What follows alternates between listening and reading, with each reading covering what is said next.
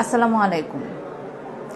বাংলাদেশের যে নির্বাচনী সংস্কৃতি, সেখানে আমরা সবসময় দেখে এসেছি যে নির্বাচনের ক্ষেত্রে জনপ্রতিনিধি হিসেবে তারাই আসলে সামনের দিকে এগিয়ে আসতে পারে যাদের অনেক টাকা আছে, যারা ক্ষমতা এবং পেশিশক্তি এবং অস্ত্রের ঝনঝনানি যাদের পক্ষে বেশি, সেই মানুষগুলোকে।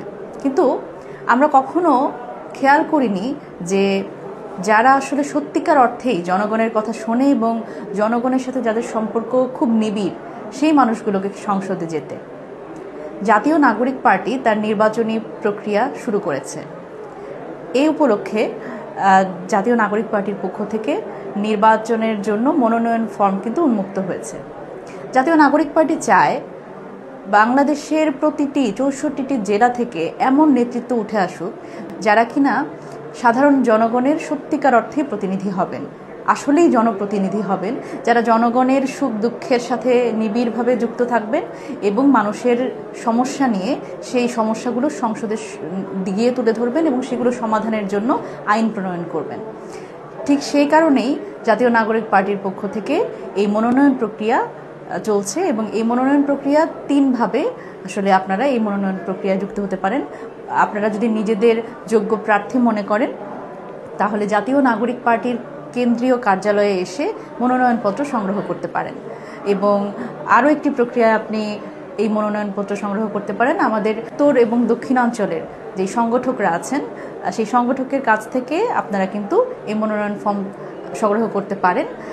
এবং বিভাগীয় সংগঠক হিসেবে যারা আসলে কাজ করছেন, 10 জন বিভাগীয় সংগঠক, সেখান থেকেও কিন্তু আপনারা এই মনোনয়ন ফর্ম সংগ্রহ করতে পারেন।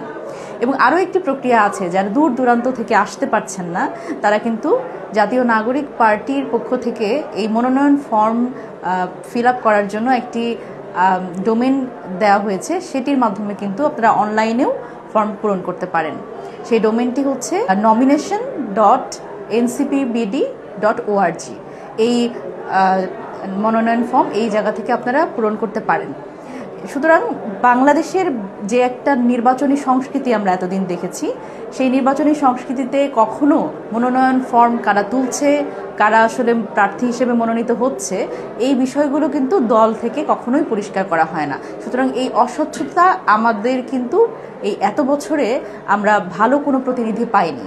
সুতরাং আপনারা যারা আসলে সমাজের শিক্ষক, সাংবাদিক, ডাক্তার, ইঞ্জিনিয়ার, যারা আসলে সত্যিকার অর্থে মনে করেন নিজেদের যোগ্য, এবং আমাদের শ্রমিক, কৃষক, যারা সত্যিকার অর্থে মনে করেন যে তারা সংসদে গিয়ে তাদের কথাগুলো বলতে চান, সেই জায়গা থেকে তারা কিন্তু এনসিপির কেন্দ্রীয় কার্যালয়ে এসে তাদের এই মনোনয়ন ফর্ম কিন্তু আপনারা নিতে পারেন।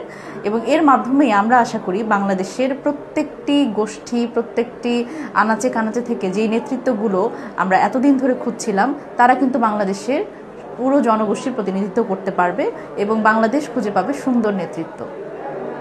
সকলকে ধন্যবাদ।